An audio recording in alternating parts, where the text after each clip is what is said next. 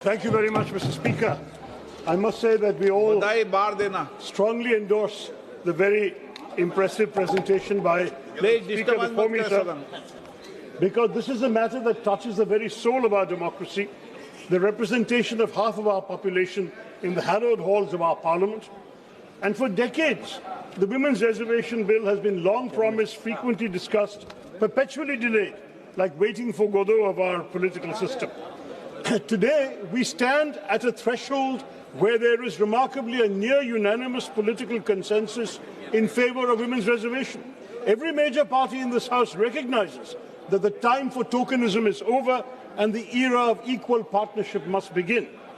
And yet I'm finding myself deeply perturbed by the legislative exercise before us. The Prime Minister says the government has brought Nari Shakti, a gift of justice, but he has wrapped it in barbed wire, tethering the implementation of women's reservation to the expansion of Parliament, to numbers from the 2011 census, and an exercise of delimitation. Why, Mr. Speaker, why must we entangle a moral imperative with a demographic minefield? Women's reservation is ready for harvest. खेत की फसल काटने के लिए तैयार है दोस्तों. It can and should be implemented immediately based on our existing parliamentary strength. To link it to delimitation is to hold the aspirations of Indian women hostage to one of the most contentious and complex administrative exercises in our nation's history. Sir, delimitation is not a mere bureaucratic rearranging of maps. It is a profound shift in political power that is intended. Linking women's reservation to it effectively holds the aspirations of Indian women hostage to one of the most contentious political exercises in our history. Such an exercise, sir, carries risks that could strain the very fabric of our federalism, as you heard from the previous speaker. Any delimitation exercise is fraught with complications that could tear at the very fabric of our federalism. We must be candid about what is at stake when constituencies are redrawn based on either current population figures or even the 2011 census. Let's face it, sir, delimitation requires serious discussion. We face a profound demographic divergence. There are at least three major fault lines in our country, sir. First, the balance between small states and big states. Second, the balance between states, particularly in the south like Tamil Nadu or Kerala, which have diligently implemented national goals of population control and invested in inclusive human development, and those states, mainly in the north, who have not. Yet in future delimitations, states that have failed to curb population growth would be rewarded with greater political weight, and we must ask if this is the message we wish to send, that governance excellence leads to political irrelevance. Third factor, sir, the balance between the states that are the engines of our economy, contributing more to the national exchequer than they receive, and those that are net recipients of central funds. A delimitation based purely on population would further marginalize the voices of those states that provide the lion's share of resources that keeps our union afloat. We risk creating a tyranny of the demographic majority, where a handful of large, poor states could theoretically determine the fate of the entire country, leaving smaller states and those with distinct linguistic and cultural identities and economic contributions feeling like bystanders in their own country. Conversely, states with high population growth but lower economic productivity could gain outsized political power without corresponding fiscal responsibility. What happens, sir, to cooperative federalism? You have proposed delimitation with such haste, the same haste that you showed on demonetization. And unfortunately, we all know what damage that did to the country. Delimitation, sir, will turn out to be political demonetization. Don't do it, sir. Now, I want to say the 50% formula that suddenly the Home Minister came and presented to us yesterday regarding the delimitation exercise, promising that no state will lose its current number of seats, total House strength will increase by 50%.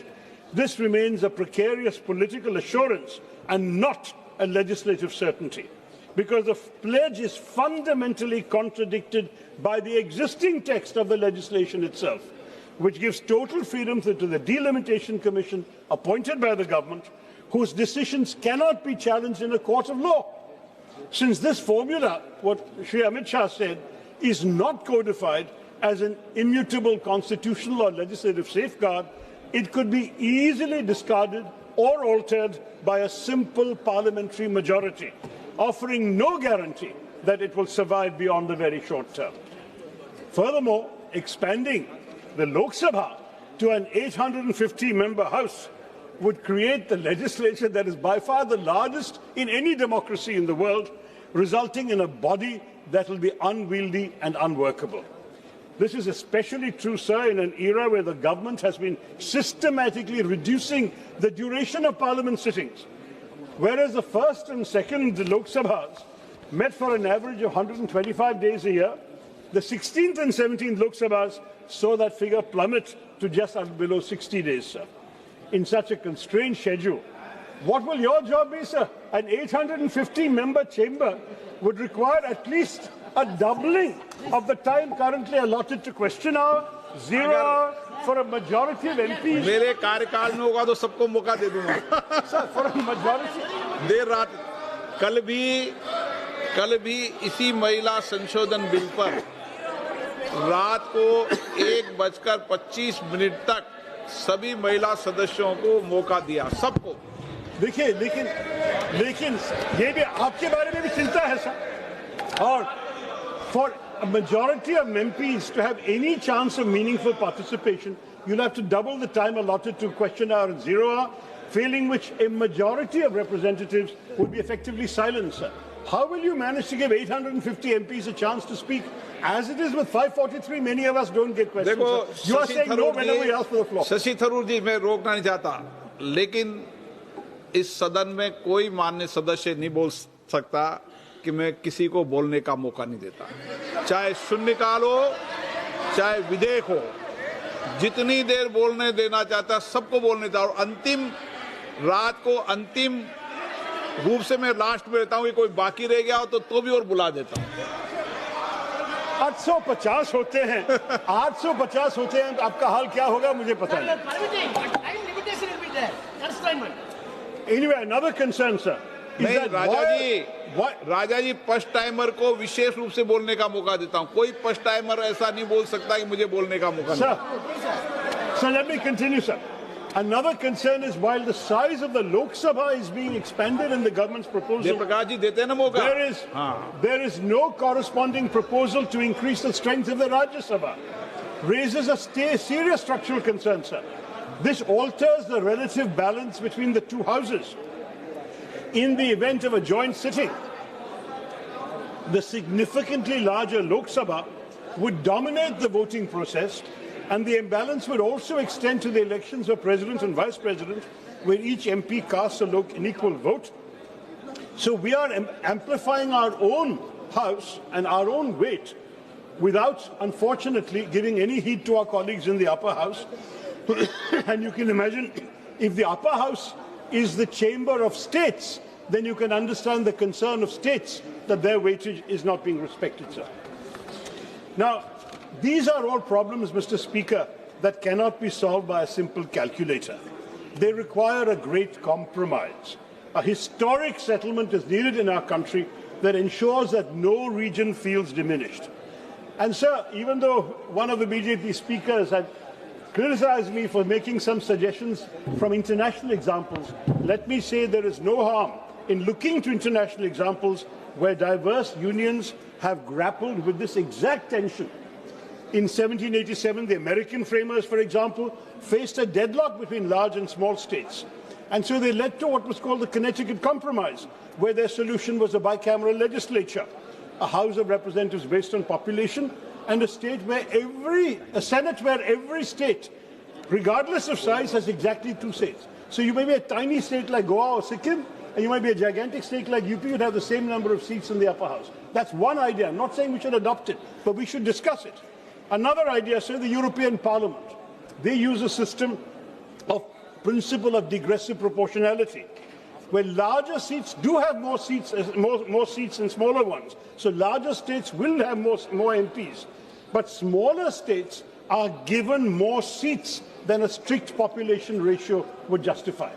So it is true that in Europe, in the European Parliament, a Maltese MP will represent only 80,000 people. A German MP will represent 8 lakh people.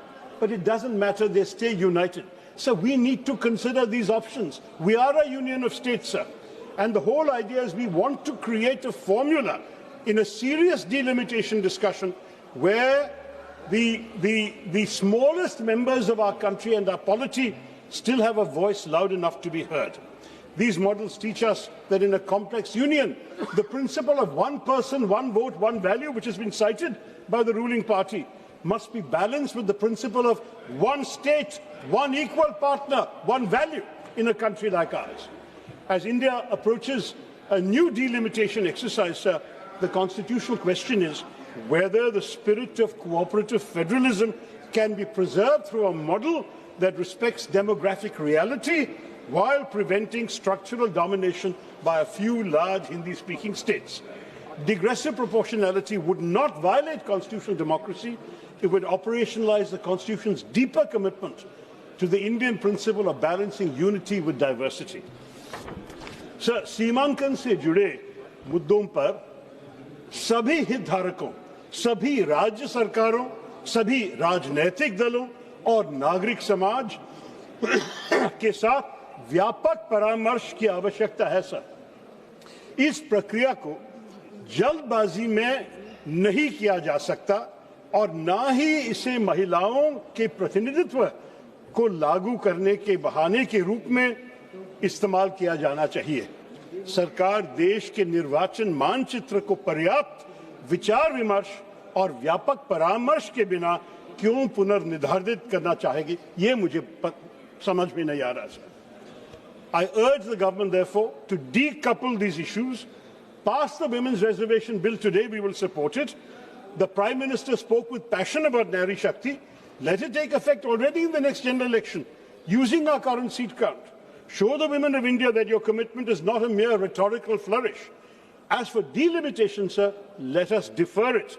Let us constitute a formal mechanism, perhaps a JPC, sir, to debate a new federal settlement that protects the interests of all states. Let us ensure that a march towards a new India does not give us a disunited India. Let us not leave our most successful states behind. Bharatiya ekta ke liye hame kaam karna chahiye, sir. Let us give women their due now. Mahilaon ko nari shakti hi de de, or give our nation, our union of states, the time it needs to solve its demographic challenges with wisdom and not just arithmetic. बस मैं यही कहना चाहता था संक्षिप्त में, sir.